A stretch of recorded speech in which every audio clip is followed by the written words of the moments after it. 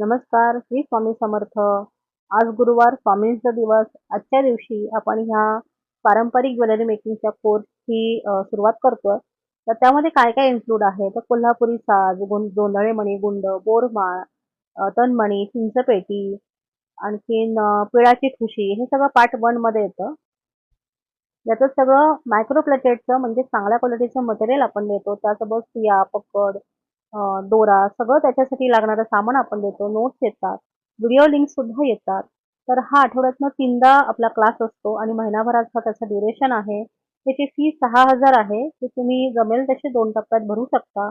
एकदम भरली असता ह्याच्यात कॉम्प्लिमेंटरी बऱ्याच गोष्टी तुम्हाला मिळू शकतात.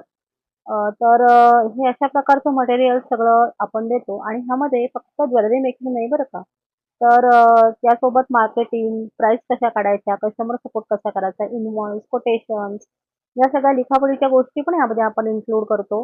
कारण फक्त ज्वेलरी बनवून त्या आपण आपल्याकडे ठेवलं तर त्या कशा विकल्या जाणार?